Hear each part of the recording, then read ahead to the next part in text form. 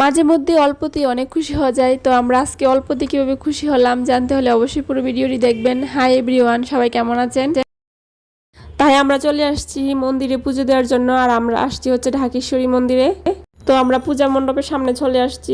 এইখানে এই যে মা দুর্গার প্রতিমা আছে, অনেক সুন্দর এখানকার মা দুর্গার প্রতিমা। এখন আমরা পূজা দেওয়ার জন্য ভোগ, তারপর মোমবাতি, আগরবাতি এগুলো নিয়ে নিতেছি। আর আমি একটা সিঁদুরও নিয়েছি। বিবাহ বার্ষিকীতে যেহেতু পূজা দেবো, তাই ভাবলাম একটা সিঁদুরের কৌটাও নিয়ে নিই, মায়ের পায়ে ছুঁয়ে নেব। আমরা চলে আসছি মন্দিরের ভেতরে, আর এখান থেকে জুতা খুলে তারপর প্রবেশ করতে হয়। ঢাকেশ্বরী মন্দির কিন্তু আমাদের বাসা থেকে বেশি দূরে না, মাত্র 30 মিনিট লাগে আসতে।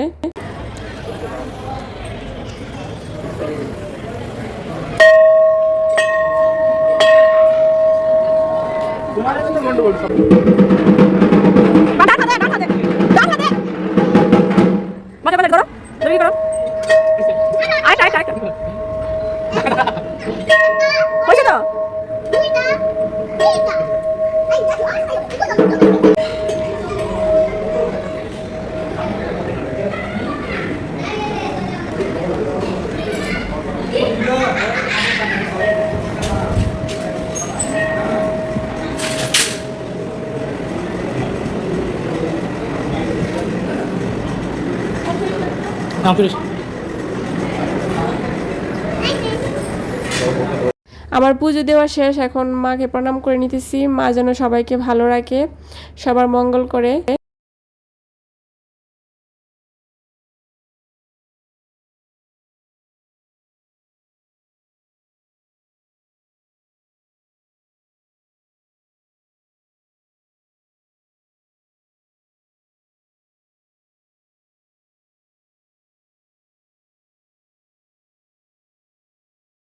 এখন আমরা চলে আসছি মোমবাতি জ্বালিয়ে দেওয়ার জন্য। পুজোটা দিয়ে অনেক ভালো লাগতেছে। প্রথমে তো ভাবছিলাম যে পুজো দেওয়া মনে হবে না, কারণ আমরা তো জানি আগে থেকেই যে ওই দিন বাড়ি থেকে আসবো, আসার পর আবার রান্না বান্না থাকবে, মন্দিরে মনে হয়ে যেতেই পারবো না। পরে তো একাদশী পড়ে গেছে ওই দিন, আর রান্না বান্নাও নাই। আর অঙ্কিতার পাপাও বাসায় ছিল, অফিসে যায় নাই। তো ভাবলাম যে বিকালবেলা মন্দির থেকে ঘুরে আসি। আসলে যা হয় ভালোর জন্যই হয়। আমি মোমবাতি জ্বালিতেছি, অঙ্কিতাও আমার সাথে জ্বালিতেছে। ও সবসময় আমি মন্দিরে গেলে আমি মোমবাতি জ্বালালে আমার সাথে সাথে জ্বালাবে, আর ঠাকুরকেও দেখাবে। ও এগুলা করতে অনেক পছন্দ করে, বাসায়ও আমার সাথে সব সময় করবে। এই যে আমাদের মোমবাতি জ্বালানো শেষ, এখন ঠাকুরকে দেখিয়ে নিতেছি। এখন হচ্ছে আমরা প্রসাদ নিব। এই যে অঙ্কিতার মাথায় আর অঙ্কিতার পাপাকে ফুল ছোঁয়া নিতেছি। এই যে অঙ্কিতা আমার সাথে সাথে ফুল ছোঁয়াইতেছে ওর পাপাকে আর আমাকে। ভালো তো, হ্যাঁ?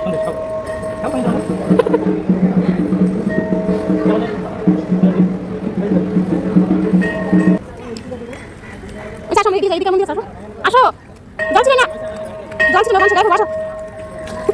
এই যে আমার গায়ে আসো।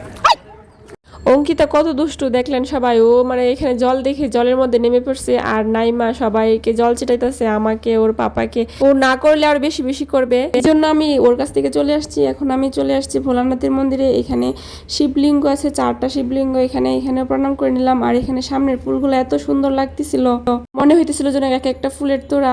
তো আমরা এখন বের হয়ে যাব, সন্ধ্যাও প্রায় হয়ে গেছে।